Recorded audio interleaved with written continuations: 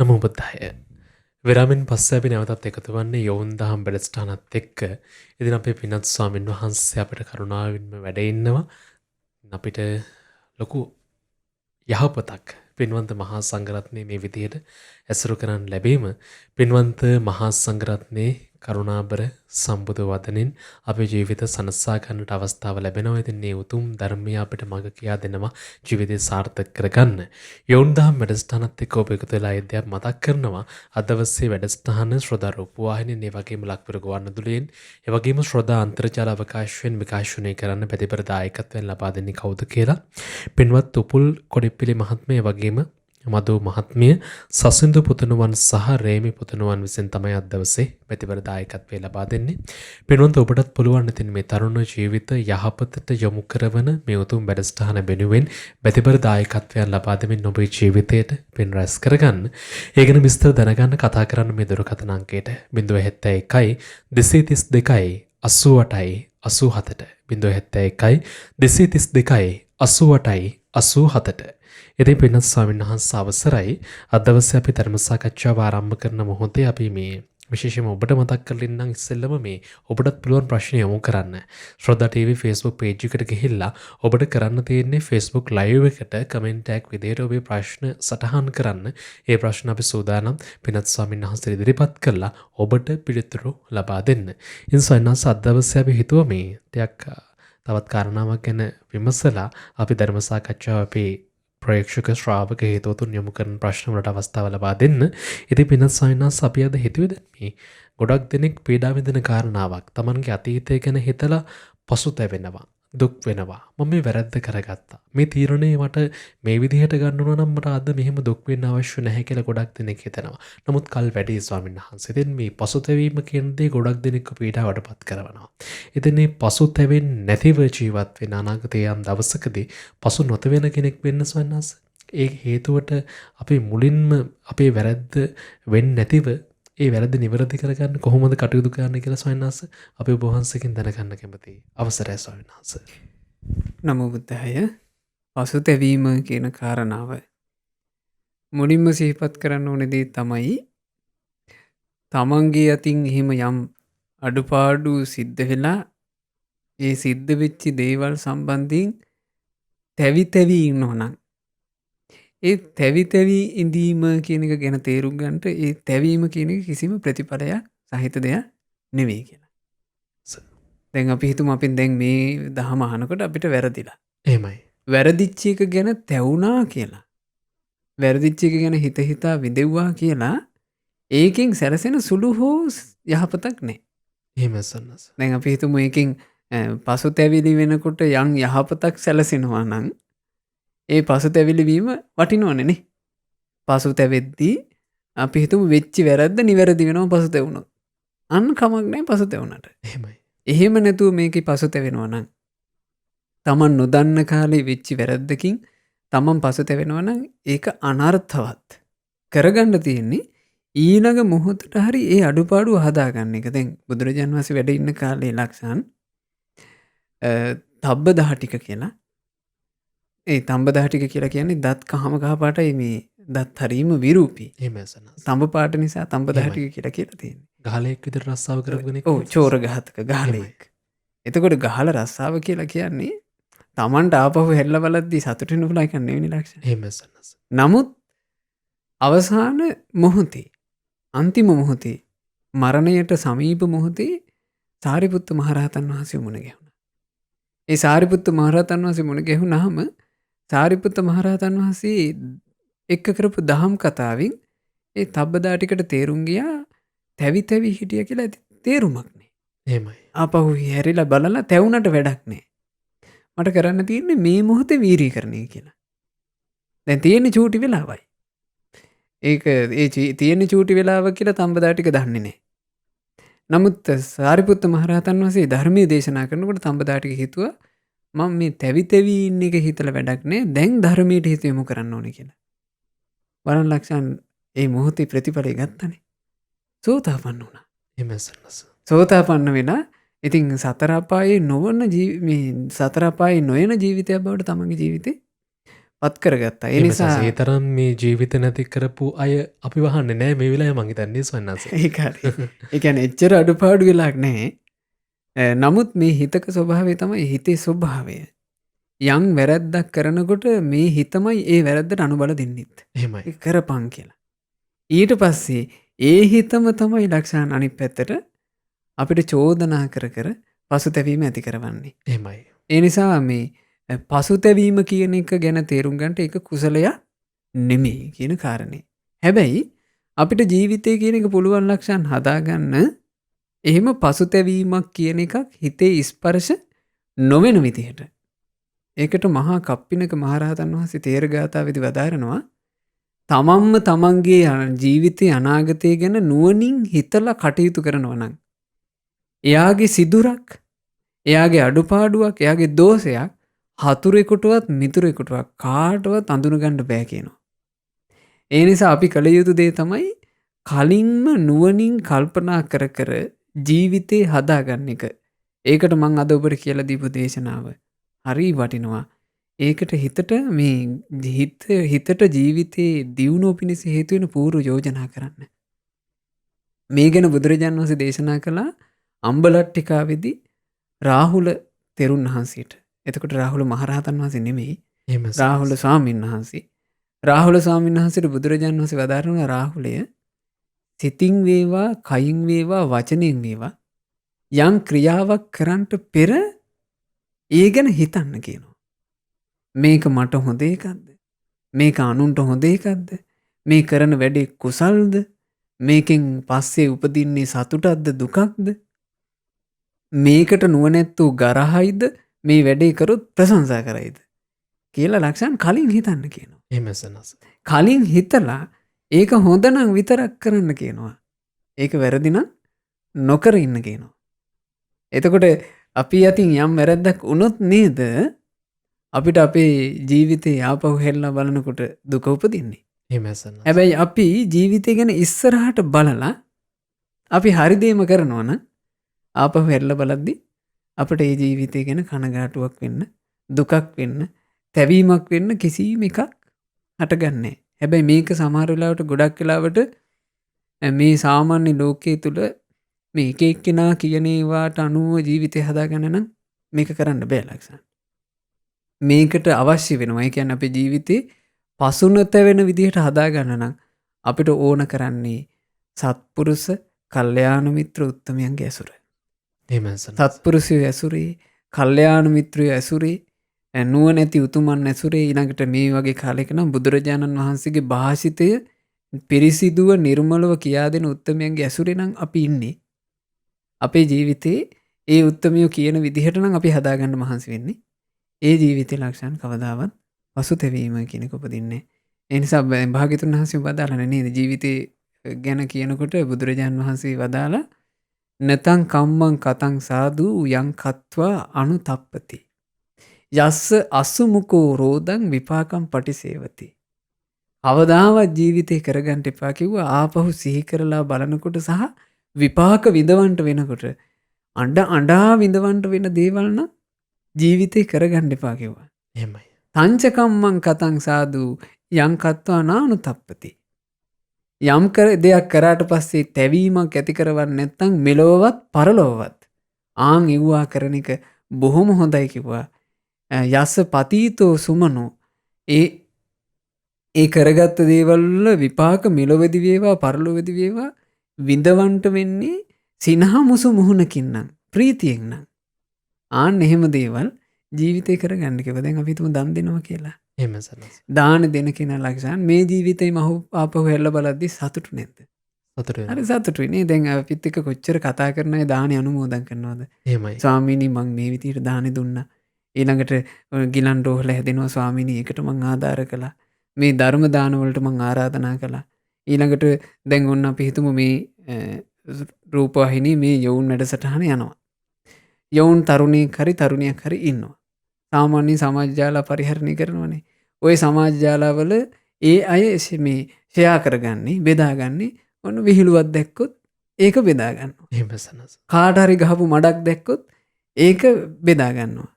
හැබැයි සමහර ගොඩාක් තරුණ තරුණියෝ අකමැති තමන් මේ වගේ බණ අහනවා කියලා අනිත් අය දැනගන්නවට. තමන් මේ වගේ වැඩසටහන් බලනවා කියලා අනිත් අය දැනගන්නවට ඒක මේ මොකක් හින්දා ඇති වෙච්ච එකක්ද දන්නේ නැහැ. එහෙමයි සන්නස්. නමුත් බොහෝ දෙනෙක් එහෙම අකමැති. එහෙමයි. එයාට පුළුවන් නම් තමන්ගේ යාළුවෙකුට හිතවෙතෙකුට තමන් ඇසුරු කරන සමීප අයට මේ ධර්මයේ බෙදලා දෙන්න. මෙන්න මේ වෙලාවට වැඩසටහනක් යනවා. ඒ වැඩසටහන බලන්න.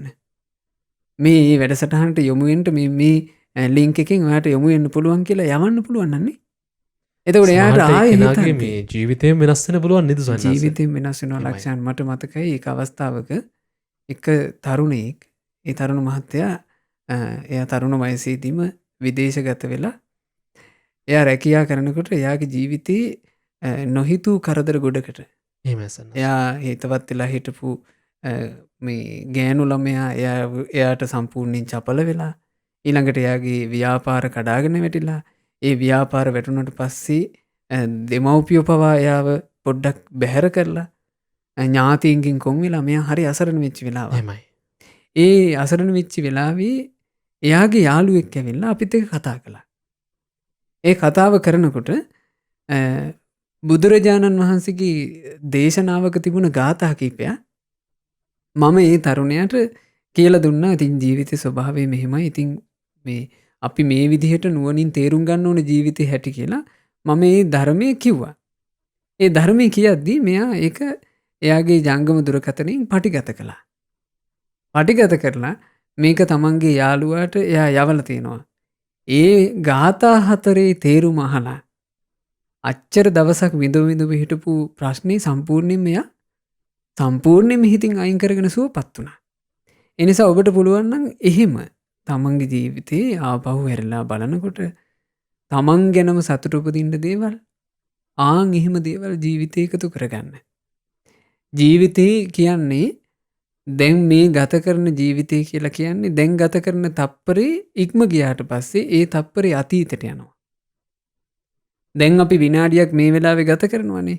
මේ විනාඩිය ගත කරලා ඊළඟ විනාඩියට ගියාම ගත කරපු විනාඩිය අතීතයට ගියා. ඔබ හිතන්න ඔබට හදාගන්න පුළුවන් නම් පැයෙන් පැය හොඳට කල්පනා කරලා කටයුතු කරනවා. පැයෙන් පැය හිතට සතුට උපදින්න නුවණැත්තෝ ප්‍රශංසා කරන දෙයක්ම විතරක් කරනවා. එතකොට පැයෙන් පැය එකතු වෙලා හැදෙන දවස ඔබේ සාර්ථක වෙන්නේ නැද්ද? ඔබ පැයෙන් පැය බලලා නම් කටයුතු කළේ ඒ පැයෙන් පැය එකතු වෙලා හැදෙන පැය 24 දවස සාර්ථකයි. එහෙම දවස් වලින් හැදෙන සතිය සාර්ථකයි. එහෙම සති 4ක් එකතු වෙලා හැදෙන මාසය සාර්ථකයි. එහෙම මාස වලින් හැදෙන අවුරුද්ද සාර්ථකයි.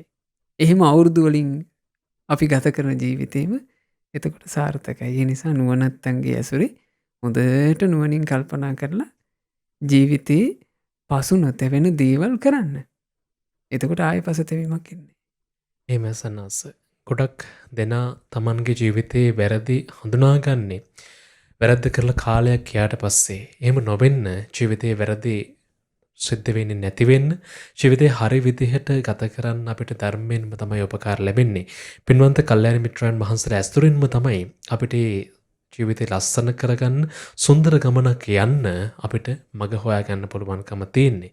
ඉතින් පින්වත් ස්වාමීන් වහන්සේ අපිට කරුණාවෙන් මේ උතුම් දහම් කාරණාවන් විග්‍රහ කරලා දෙනවා. අපේ තියෙන ප්‍රශ්න වලට උත්තර කියනවා. ඉතින් අපි ඔබට ආරාධනා කරනවා ඔබේ ප්‍රශ්න අපිට යොමු කරන්න ශ්‍රද්ධා TV Facebook පිටුවට ගිහින් ඔබට කරන්න තියෙන්නේ Facebook live එකට කමෙන්ට් එකක් විදිහට ඔබේ ප්‍රශ්න සටහන් කරන්න. ඉතින් අපි සූදානම් පින්වත් ස්වාමීන් වහන්සේට ඒ ප්‍රශ්න යොමු කරලා ඔබට පිළිතුරු ලබා දෙන්න. ඉතින් පින්වත් ස්වාමීන් වහන්සේ ප්‍රශ්නයක් අපිට මේ විදිහට යොමු කරලා තියෙනවා. මේ ප්‍රශ්නේ අපිට යොමු කරපු කෙනා මෙහෙමයි කියන්නේ පින්වත් ස්වාමීන් වහන්සේ තමන්ගේ ජීවිතේ ගොඩාක් ප්‍රශ්න තියෙනවා කියලා කියනවා. එතකොට මට පිහිටක් ලබා දෙන්න ටික දවසක් තිස්සේ මම මනසින් කඩන් වැටලා ඉන්නේ. ජීවිතේ අරමුණක් නැහැ. ජීවිතේ ගැන ලොකු බයක් දැනෙනවා. වැරදි දේවල්මයි ජීවිතේට එකතු වෙන්නේ. වැරදි දේවල් කරන්නමයි හිත යන්නේ. ජීවිතේට ගොඩක් කැමතියි මම. සතුටින් හැමදාම ජීවත් වෙන්න මගේ ලොකු අදහසක්, ලොකු කැමැත්තක් තියෙනවා. මට භාග්‍යවතුන් වහන්සේගේ ධර්මයෙන් පිහිටක් පිළිසරණක් ලබා දෙන්න, මගේ ජීවිතය ආරක්ෂා කරලා දෙන්න කියලායි පින්වත් ස්වාමීන් වහන්සේ ඉල්ලන්නේ. දැන් ඇත්තෙම මේ වෙනකල්ම යොවුන් වැඩසටහනේදී අද දවසේ අපි කතා කරේ මේ ප්‍රශ්නෙට පිළිතුරු තමයි. ඒ කියන්නේ ජීවිතය කියන එක මේ අපිට දැන් බුදුරජාණන් වහන්සේ දේශනා කළානේ මේ තමන්ම තමයි තමන්ගේ ජීවිතයට පිළිසරණ. අත්තාහි අත්තනෝ නාතෝ තමුන් පිළිසරණ. කොහි නාතෝ පරෝසියා වෙන කවුරුත් ඔබට පිළිසරණක් වෙන්නේ නැහැ. අත්තනාව සුදන්තේන ටික ටික හරි තමන් තමන්ගේ ජීවිතේ යහපත තුල දමනය කරගන්න මහන්සි වෙන්න ඕන ලක්ෂණ. එහෙම ටික ටික හරි. ඉතින් ඒක දැන් අපි හිතමු අපි රහතන් වහන්සේලා ජීවිතය ගැන ඉගෙන ගන්නවා වේගෙන් ඒ රහතන් වහන්සේලා මේ ජීවිතේ දමනය කරගත්තා. ඒ රහතන් වහන්සේලා වේගෙන් ජීවිතේ දමනය කරගත්තා කියලා ඒ වේගෙට අපිට කරගන්න බෑ. ඒ ආශ්චර්යවත් මිනිස්සුනේ. ඉතින් අපි තේරුම් ගන්න ඕන අපිට කරන්න පුළුවන් චුට්ට. ඒ ටික හැබැයි කරලා සතුටු වෙන්න ඕන මේකෙදි බොහොම හොඳ එකක් ලක්ෂණ. තමන්ගේ ජීවිතේ හැමදාම ආපහු හැරී බලන එක. එහෙම සනස්. මේකත් බුදුරජාණන් වහන්සේ වදාළේ අම්බලට්ටිකාවේදී රාහුල ස්වාමීන් වහන්සේට. බුදුරජාණන් වහන්සේ දේශනා කළා දැන් මම කියලා දුන්නනේ ඔබට කලින් මේ පිළිතුරේදී රාහුල ස්වාමීන් වහන්සේට භාග්‍යතුන් වහන්සේ වදාළේ රාහුලය යමක් කියද්දී කරද්දී හිතද්දී ඒක කියන්න කරන්න හිතන්න පෙර ඒ ගැන නුවණින් සලකන්න කියලා. නුවණින් සලකලාම හොඳ නම් විතරක් කරන්න කිව්වනේ. ඊළඟට බුදුරජාණන් වහන්සේ දේශනා කළා රාහුලය යමක් කයින් කළාට පස්සේ යමක් වචනෙන් කතා කරාට පස්සේ යමක් හිතින් හිතුවට පස්සේ ආපහු හැරිලා බලන්න කිව්වා. හැරිලා බලන්න කිව්වා මම මේ කරපු එක මට හොඳයිද අනුන්ට හොඳයිද මේක කුසල්ද මේක නුවණැති උත්තමිය ප්‍රශංසා කරන එකක්ද මේකෙන් මට හිතට සතුට උපදීද දුකක් උපදීද ආන් එහෙම හිතන්න කිව්වා. එහෙම හිතලා බලද්දී රාහුල ඔබට දැනෙනවා නම් ඔබට තේරෙනවා නම් නුවණින් මම මේ කරපු එක මටත් හොඳ එකක් අනුන්ටත් හොඳ එකක් හැමෝටම හොඳ එකක් මේක කුසල් මේක බුද්ධ ආදී නුවණැත්තෝ සත්පුරුෂයෝ ප්‍රශංසා කරනවා කියලා තේරෙනවනම් රාහුලේ සතුටු වෙන්න. සතුටු හිතින් ඔබ තවත් ජීවිතේ ටික ටික ගුණධර්ම දියුණු කරගන්න මහන්සි වෙන්න කිව්වා. ගොඩක් දෙනෙක් කරන්නේ මේ දේ. ඔබ පුරුදු වෙන්න. තමන් පන්සිල් නම් රකින්නේ පංචශීලයේ රැකපු එක ගැන සතුටු වෙන්න. තමන් බුදුරජාන් වහන්සේට හවස පහන් ආලෝක පූජා කරලා වන්දනමාන කරනවා නම් ඒක ගැන හිතලා සතුටු වෙන්න. තමන් වඩන කුසලයෙන් හිතට සතුටක් උපදන්න මං කුසල් වඩන කෙනෙක්. මං තෙරුවන් සරණ ගියපු කෙනෙක්. මං සිල්පද ආරක්ෂා කරන කෙනෙක්. මං දන් දෙන්න කැමති කෙනෙක්. ආන් එහෙම හිත සතුටු කරගන්න. අඩු ගානේ තමන් රස්සාවක් හරියට කරනවා නම් ඒ රස්සාව හරියට කරනකොට වංචා කරන්නේ නැතුව වෙලාවට ගිහිල්ලා මේ පොතේ හොර අස්සන් ගහන්න නැතුව ඔබ පැහැදිලිව රස්සාව කරනවා නම් හිතට එකගව ඒක ගැනත් ඔබ හිත සතුටු කරගන්න. මං මගේ ජීවිතේ වංචාවක් නැතුව මං මේ මට සල්ලි උපයලා දෙන තැනට මං අඩුවක් නැතුව රස්සාව කරන කෙනෙක්. ආන් එහෙම සතුටු වෙන්න. ඒ සතුට ඔබට ගොඩාක් උපකාරයි. ඔබේ ජීවිතේ යහපත් පැත්තට හරව ගන්න. ඉතින් මේකට නොපෙනෙන ලෝකේනොත් අපිට මේ උපකාර කරනවා අපි ගුණධර්ම දියුණු කරගන්න කැමති නම් ගුණධර්ම තුල ඉන්නවනම්. ඒ නිසා දැන් මේ ප්‍රශ්නේ තිබ්බානේ මං හරි අසරණ වෙලා කියලා. නිසා ගොඩාක් හොඳ එකක්. හැමදාම මම මේ කියපු විදිහට තමන් දවසේ ගත කරද්දී තමන් කරගත්ත පින්. දැන් කෙනෙක් තෙරුවන් සරණ යනවා, පන්සිල් ආරක්ෂා කරනවා, බුද්ධ පූජාව පූජා කරනවා මේ ඔක්කොම පින්නේ. මේ වසංගත රෝගී තත්ත්වයේ තියෙද්දී ගෙදෙට්ට කොටු වෙලා වුණත් මේ පින්කම් ටික කරගන්න පුළුවන් නේ. එහෙමයි. බුද්ධ පූජාව පූජා කරලා බණ පොතක් කියවලා බණක් අහලා මෙහෙම තමන්ගේ ජීවිතේ පින් කරගන්න පුළුවන්. ඒ පින හැම රාත්‍රියකම සිහිපත් කරන්න. මං අද මෙහෙම කළා, මෙහෙම පින් රැස් කළා. මේ රැස් කරපු පින් මං දෙවිවරුන්ට අනුමෝදන් කරනවා. දෙවියෝ මේ පින් අනුමෝදන් වෙලා දෙවිවරු මේ පිනෙන් සතුටු වෙලා මට හෙට දවසේත් සුවසේ කිසි බාධාවක් නැතුව කරදරයක් නැතුව සුවසේ මට පින්ම රැස් කරගන්න දෙවිවරු උදව් කරන්න. එතකොට මං ඒ රැස් කරගන්න පිනත් දෙවිවරුන්ට සතුටින් අනුමෝදන් කරනවා කියන එක සිහිපත් කරන්න. ඉතින් එහෙම ටික ටික ජීවිතය හදාගන්න. එම සනස් ඉතින් ඔබටත් පුළුවන් මේ වගේ ප්‍රශ්න යොමු කරන්න ප්‍රශ්න යොමු කරන විදිහ අපි කිව්වා ශ්‍රොත TV Facebook page එකට ගිහින් ඔබට කරන්න තියෙන්නේ Facebook live එකට ඔබේ ප්‍රශ්න කමෙන්ට් එකක් විදිහට සටහන් කරන්න ඉතින් මේ වගේම තමයි අනිත් අයටත් මතක් කරනවා යලියරිත් ඒ තමයි Facebook live එකේ share කරලා ඔබේ යහළුවන්ටත් මේ වැඩසටහන නරඹන්න අවස්ථාව ලබා දෙන්න ඔවුන්ගේ ජීවිතේ වෙනස් වෙන වැඩසටහනක් බවට මේපත් වෙන්න පුළුවන් ඇතැම් විට ඉතින් පින්වත් ස්වාමීන් වහන්සේ තවත් ප්‍රශ්නයක් යොමු කරනවා සංජය අහන්නේ පින්වත් ස්වාමීන් වහන්සේ බෞද්ධයන්ට සුබ වැඩක් පටන් ගන්න හොඳම වෙලාව මොකක්ද? නිවසක් හදන්න, ව්‍යාපාරයක් ආරම්භ කරන්න හොඳම වෙලාව මොකක්ද කියලා අහනවා. බුදුරජාණන් වහන්සේ හොඳම වෙලාව ගැන හරි ලස්සනට දේශනා කළා. බුදුරජාණන් වහන්සේ දේශනා කළා යම් උදෑසනක සිත කය වචනයෙන් යහපතේ හැසිරෙනවාද ඒ තමයි කිව්වා ඒ උදෑසන හොඳම වෙලාව. යම් දහවලක සිත කය වචනයෙන් යහපතේ හැසිරෙනවද සුචරිතේ හැසිරෙනවද ඒ තමයි හොඳම වෙලාව.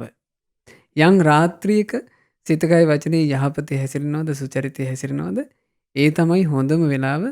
ඒ බුදුරජාණන් වහන්සේ ඒ ওই කාරණේ වදාරලා දේශනා කළා සුණක් කත්තං සුමංගලං සුප්පභාතං සුවුට්ඨිතං සුකනෝ සුමුහුත්තෝච සුයිට්ටම් බ්‍රහ්මචාරිසු කියලා මේ නුවණැති සත්පුරුෂ උතුමන්ට දම්පැන් පූජා කරමින් සත්කාර කරන වෙලාවක් යද්ද ඒ තමයි ජීවිතේ තියෙන මේ හොඳම වෙලාව සුබම නැකත කියලා බුදුරජාණන් වහන්සේ දේශනා කළේ.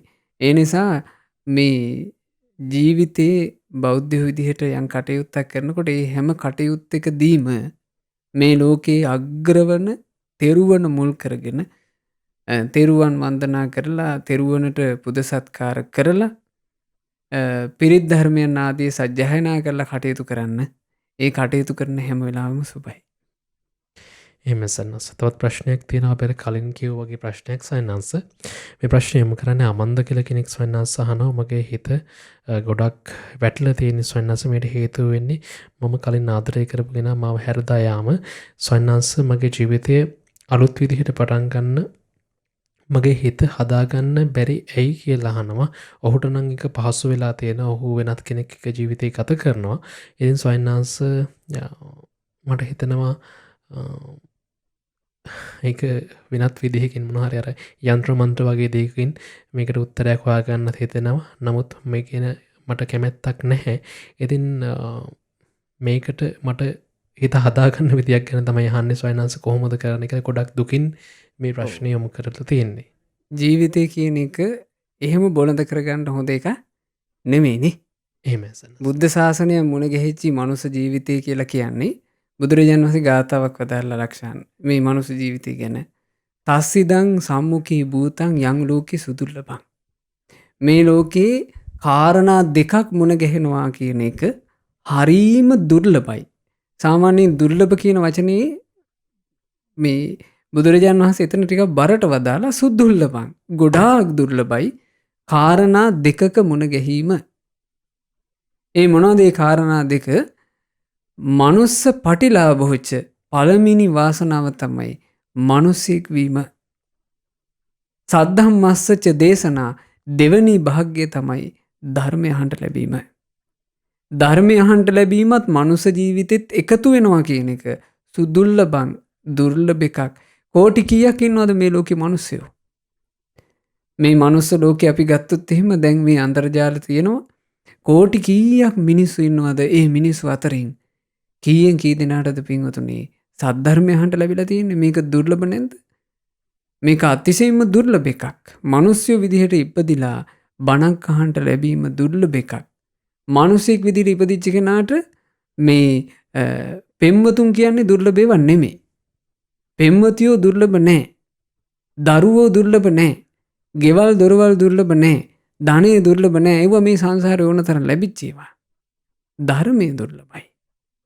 සද්ධර්මයේ අහන්න ලැබෙන එක දැන් සද්ධර්මයේ කියන එක භාග්‍යතුන් වහන්සේ දේශනා කළේම මේ කායිකවත් මානසිකවත් විඳවන ජීවිතෙන් නිදහස් වෙන්න ලක්ෂණ. ඒ බඳු උතුම් ලෞතුරු ධර්මයක් අහලා බොළඳ දෙයක් නිසා බොළඳ කාරණාවක් නිසා ජීවිතේ එහෙම වට ගන්න එපා. ජීවිතේ එහෙම වටගෙන නිකන් මේ උතුම් ධර්මයක් බබලන කාලෙක තමන්ගේ ජීවිතේ බොළඳ දෙයක් හිත ඒකේ පටලවි ඉඳලා නිකන් කාලේ අපතදා ගන්න එපා.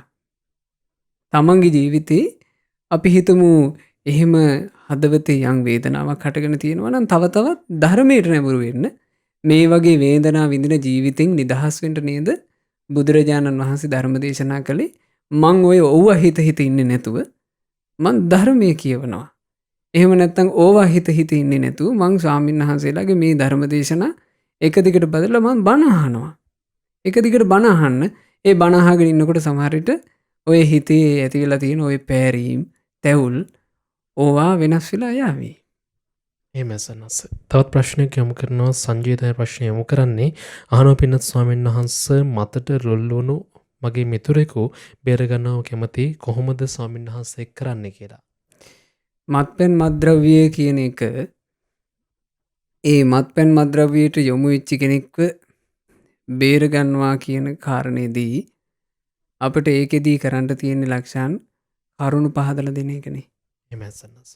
අපිට වෙන කරන්න විකල්පයක් නෑ. මේ අඥානක අය මේ අඥාන කටයුතු කරනකොට අපට කරන්ට තියෙන දේ තමයි ඕක මෝඩ වැඩක් කියලා පෙන්නලා දෙන එක.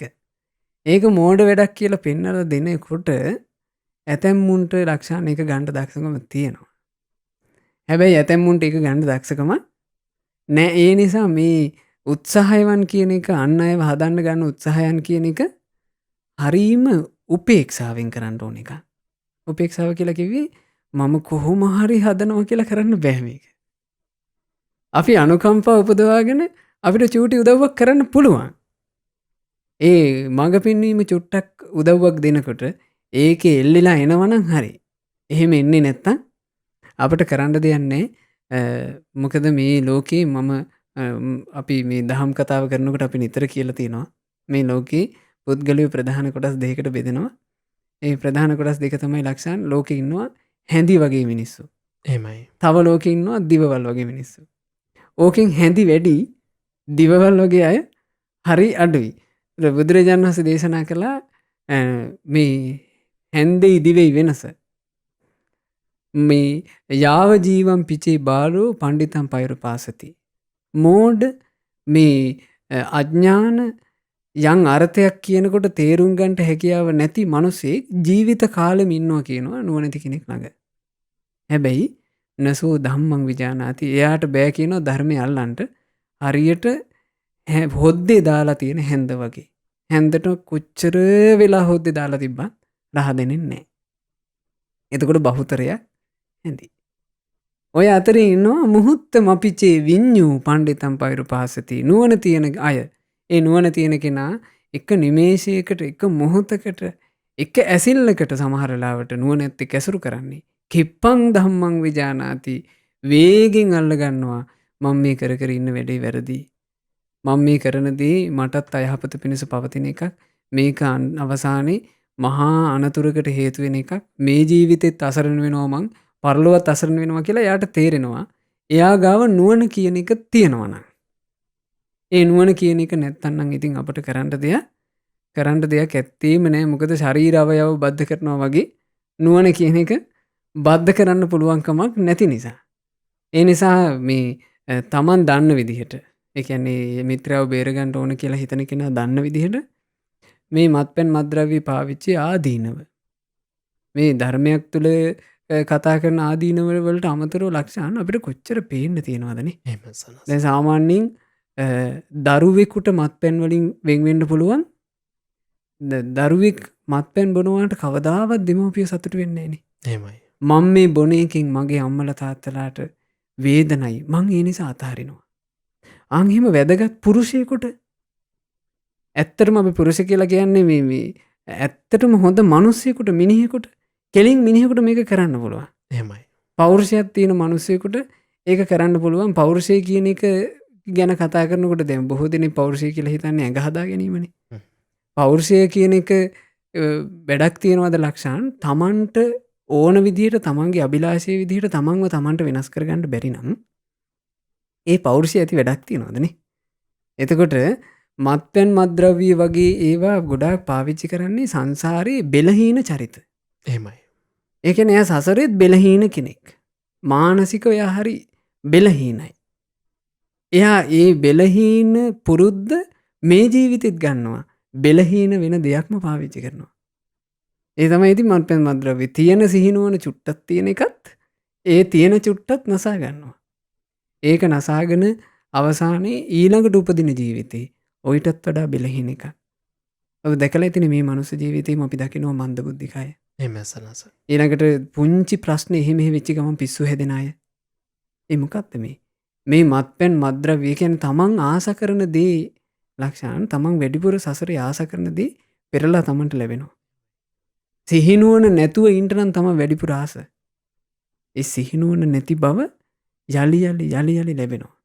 ඉතින් හිතන්න බුදු කෙනෙක් පහළ වෙන කාලයක ලෝකේ අක්කන සූත්‍රය තියෙනවනේ. බුදුරජාණන් වහන්සේ පහළ වෙලා දහම් දේශනා කියනවා. ඉපදිලා ඉන්නවා කියනවා මන්දබුද්ධිකයි. අපි හිතමු සවැත් නුවර එහා පැත්තේ උපන්න කියලා. වැඩක් තියනවද නේ? දැන් මේ කාලේ වුණ ගුරුදේවයන් වහන්සේ පහළ වෙලා මේ අපි මහා පිංකම් කරනවා. මන්දබුද්ධික වෙලා උපදිලා ඉන්නවා. කිසිම ප්‍රතිඵලයක් තියනවද? කිසිම ප්‍රතිඵලයක් නැහැ. ඒ නිසා ඒ වගේ මහා අසරණ තැනකටයි ওই ජීවිතේ වැටෙන්න යන්නේ කියලා පහදලා දෙන්නේ මේ බොන අයට. ඉතින් මේ පහදලා දෙනකොට අර දැන් අපි හිතමු යම් කිසි මිනිසෙකුට මම මේ හැදෙන්න පුළුවන් තැනට කියන්නේ. දරුවෙකුට හැදෙන්න පුළුවන් දෙමව්පිය ගැන හිතලා. ඊළඟට ස්වාමි පුරුෂයෙකුට හැදෙන්න පුළුවන් තමන්ගේ බිරිඳ ගැන හිතලා මගේ බිරිඳට වැදගත්කමක් තියෙන්න ඕන. මම බීලා නැහෙන මිනිස්සෙක් නම් මගේ බිරිඳට තියෙන වැදගත්කම මොකද්ද? එයා වෙනුවෙන් මං හැදෙනවා. අන්න එහෙම හැදෙන්න පුළුවන් ඇත්තටම බිරිඳකට ආදරය කරන ඇත්තටම පෙම්වතියකට ආදරය කරන පෞරුෂයක් තියෙන මිනිස්සෙකුට. එහෙමයි සනස. ඊළඟට තාත්තා කෙනෙක් වුණාට පස්සේ හරීම මේ හොඳ අවස්ථාවක්. තාත්තා කෙනෙක් වුණාට පස්සේ තාත්තට නම් හැදෙන්න පුළුවන්. අනාගතේ මගේ දරුවන්ට මම බේබද්දෙක් විදිහට පේන්න තියන්නේ මං. අනාගතේ මගේ ගෙදර මගේ දරුවන්ට මේ සිගරට් බොනවා ඊළඟට මේ මත්පැන් මත්ද්‍රව්‍ය බොනවා පේන්න තියන්නේ මං. මගේ දරුවන්ව අනතුරේ හෙළන තාත්තා කෙනෙක් වෙන්නේ නෑ මං කියලා ඒ තාත්තා කෙනෙකුට දැන් හැදෙන්න පුළුවන්. මම මේ කිව්වේ නුවණින් කල්පනා කරන සාමාන්‍ය මිනිහෙකුට හැදෙන්න පුළුවන් තැන. බුදුරජාණන් වහන්සේගේ දේශනාව තියලා තියෙනවා භාග්‍යවතුන් වහන්සේ වදාළේ මත්පැන් මත්ද්‍රව්‍ය පාවිච්චි කරන කෙනා මෙලොවදීත් ගොඩාක් දුකටපත් වෙනවා. එයා පරලොවදී මේ මනුස්ස ලෝකෙන් පස්සේ එයා උපදින්නේ දුක් සහිත නිරේ. නිරේ ඉපදිලා ආයේ කලාතුරකින් මනුස්ස ජීවිතයක් ලැබෙනකොට එයා හරි මෝඩයි කියනවා. ඒ නිසා ඔබ කැමති නම් එහෙම උරුම කරගන්න ජීවිතේට ඔබ ඉතින් මත්පැන් මත්ද්‍රව්‍ය පාවිච්චි කරන්න. ඉතින් ඕන් ওই කාරණා පහදලා දෙන්න තේරුම්ගෙන හැදෙන එක හෝ නොහැදෙන එක ඒ අයට බාරයි. එහෙමයි සනස.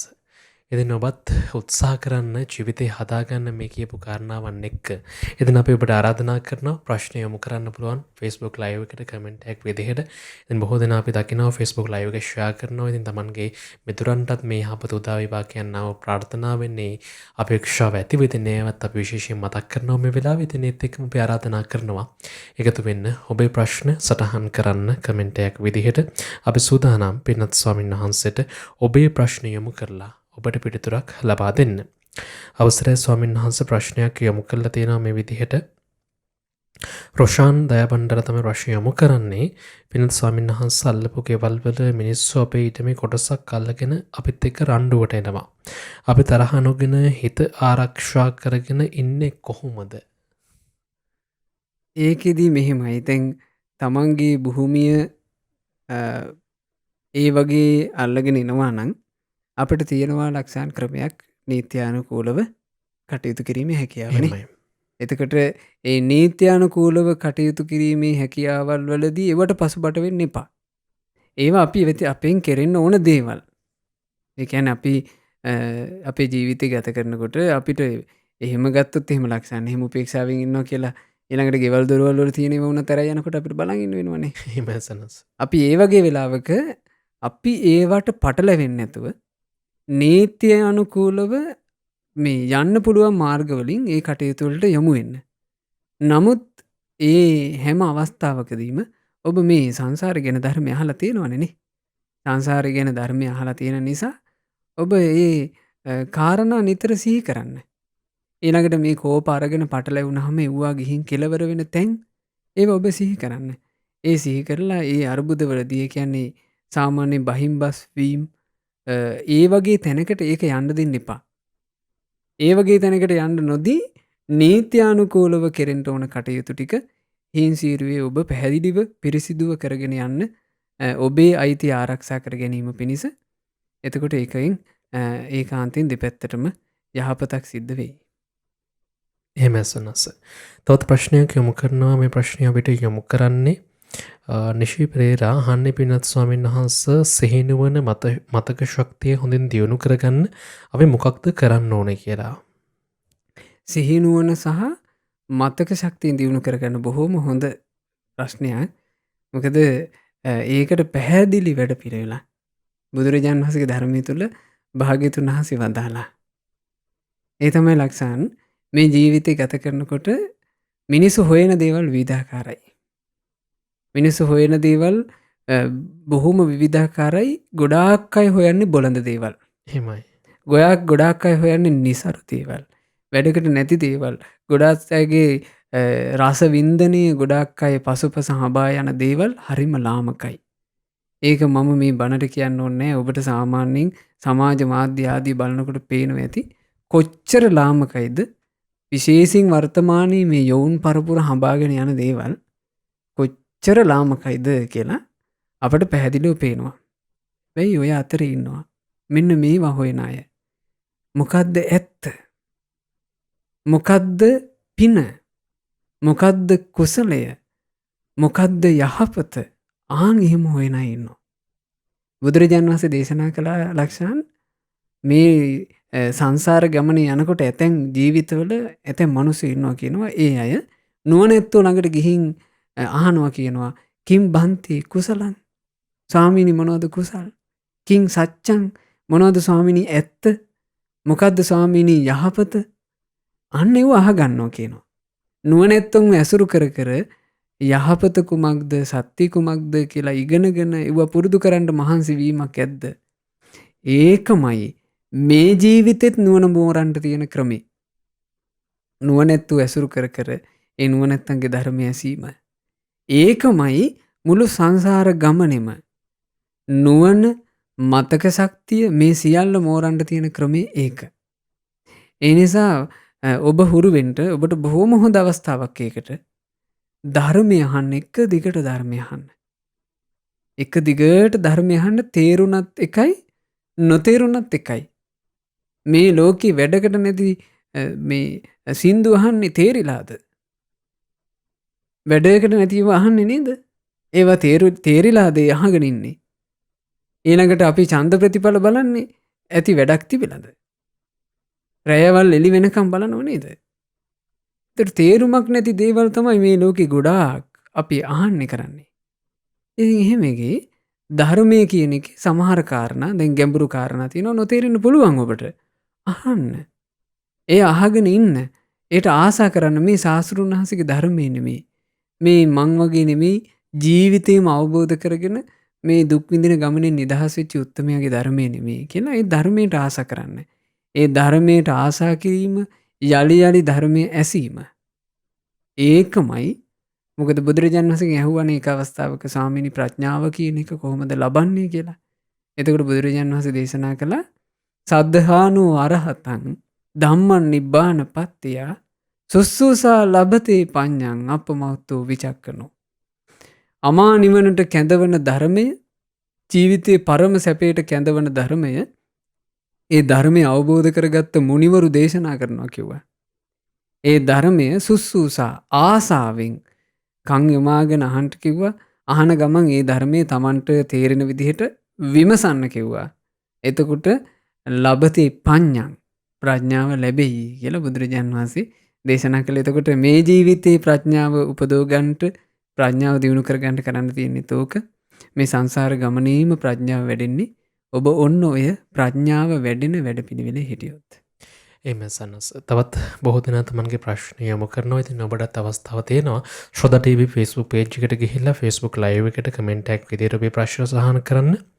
රුවන් ඔබේ ප්‍රශ්නයක් යොමු කරන ස්වාමීන් වහන්සේ ශ්‍රොදරූපවාහිනී නිරන්තරයෙන්ම පින්වත් ස්වාමීන් වහන්සේලාගේ ධර්මදේශනාව අහනවා කියලා කියනවා.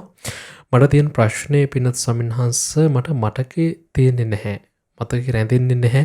මම අහන දේවල් මොනතරම් ආසාව තිබුණත් ඇහුවත් තව කෙනෙක්ට කියලා දෙන්න තරම් මතකයක් මට නැහැ. ඉතින් මතකේ තියාගන්න විදිහක් කියා දෙන්න කියලායි ස්වාමීන් වහන්සේ කියන්නේ. මතකේ තියාගන්න කරන්න තියෙන මේ කරන්න තියෙන දේම ලක්ෂණ ආසාවෙන් අහන එක. එහෙමයි. මතකෙ හිටින්නේම එහෙමයි. මතකයේ තබා ගැනීම කියන එකට අපට තියෙන උපකාරය තමයි සුස්සුසා ආසාව. පළවෙනි එක තමයි ආසාව. බණ අහන්ට ආස කරන්න. මේ ධර්මයේ තමයි මාව සංසාර දුකින් නිදහස් කරවන්නේ. මේ ධර්මයේ තමයි මගේ ජීවිතේ සැප උපද්දන්නේ. මේ ධර්මයේ තමයි මට මේ සුගති රැකවරණ හදලා දෙන්නේ. මේ ධර්මයේ තමයි රහතන් වහන්සේලා බිහි කළේ. මේ ධර්මයේ තමයි මගපල්ලාභී උතුමේ බිහි කළේ කියලා මේ ධර්මයේ ආනුභාවය හිතන්න. ධර්මයේ ආනුභාවය හිතලා අනේ මෙහෙම දෙයක් මට මේ කන් වලින් අහන්න ලැබෙනවා කියන්නේ කොච්චර එකක්ද කියලා ආස කරන්න. ආසාවෙන් ධර්මයේ අහන්න ආසාවෙන් කියවන්න. දැන් මේ ක්‍රම දෙකම ඔබට තියෙනවනේ. ධර්මය අහන්න පුළුවන්, ධර්මයේ කියවන්න පුළුවන්. ඒ ආසාවෙන් අහන ආසාවෙන් කියවන එක තමයි. ඒ ආසාවෙන් කියවනකොට දැන් සුස්සුසාව තියෙනවා නම් ලක්ෂණ. ඒ කියන්නේ ආසාව කියන එක තියෙනවා නම් බුදුරජාණන් වහන්සේ වදාලා දෙවනි පියවර වෙනවා. ඒ තමයි සෝතං ඕදහති. කන යොමු වෙනවා. අහගෙන ඉන්න එකට කන හොඳට යොමු වෙන්නේ ආසාවේ තරමට. ඒක එහෙමමයි නේද පින්වතුනි? දැන් අහගෙන ඉන්න දෙයකට කන යොමු වෙන්නේ අපි ඒකට ආසා කරනවන්න නේද? අපි ඒකට ආසා කරන්නේ නැත්නම් ඒකට කන යොමු වෙන්නේ නැහැ. අපි ඒක මේ අපිට නිකම්ම ටිකක් වෙලා යද්දී එපා වෙනවා. කන වැඩිපුර යොමු වෙන්න ඒ කන යොමාගෙන එක දිගට ධර්මය අහනකොට එහෙම නැත්නම් හොඳ අවධානයකින් එක දිගට ධර්මය කියවනකොට ආන්නේ ධර්මය මතකේ රැඳේවි. ඉතින් මතකේ රැඳෙනවා කියන එක මේ ඒ විදිහේ වැඩපිළිවෙලක් මත සිද්ධ වෙන එකක් මිසක් අපි එහෙම එකපාර කැමති වුණා කියලා මතක තියාගන්න බෑ. ඒ නිසා මේ වැඩපිළිවෙල කරන්න. මතක හිටින කොටස මතක හිටීවි. මේ ඇස් දෙකින් ධර්මයේ කියවන්න ලැබුණා නේද? මේ කන් වලින් ධර්මය අහන්න ලැබුණා නේද කියලා සතුටු වෙලා ඒ සතුටින් ධර්මයේ කියවන්න, ධර්මය අහන්න ඔබට මතක හිටීවි. මතක නොහිටියත් මතක හිටියත් ධර්මයේ කියවීම ඇසීම තමයි ඔබට තියෙන ඔබේ ජීවිතයේ සැපේ පිණිස හේතු වෙන උතුම්ම දේ. සන්නස තවත් ප්‍රශ්නයක් යොමු කරනවා. සාගරිකා කියලා කෙනෙක් තමයි ප්‍රශ්න යොමු කරන්නේ. අපි තෙරුවන් වන්දනා කරනවා, පිරිත් කියනවා. ඒත් පින්වත් ස්වාමීන් වහන්සේ හදවතින් තෙරුවන් සරණ යනවා කියන එක පැහැදිලි නැහැ. ඒක පහදා දෙන්න කියලායි කියන්නේ ස්වාමීන් වහන්සේ. හදවතින් තෙරුවන් සරණ යනවා කියලා කියන්නේ තෙරුවනේ ගුණ අඳුනාගෙන ඒ තෙරුවන් සරණයි පිහිටන එක. දැන් හදවතින් කියලා කියන්නේ මේ ජීවිතේ වෙන් කරන්න බැරි දෙයක් විදිහට තෙරුවන් සරණ කාවද්ද ගන්නවා කියන එක. ඒක ලක්ෂණ ගුණ කල්පනා කිරීමේ. එහෙම සන්නස. ශාස්ත්‍රූන් වහන්සේගේ මහිමය, ධර්මයේ තියෙන ආශ්චර්ය, ශාවක සංඝරත්නයේ තියෙන අසිරිය.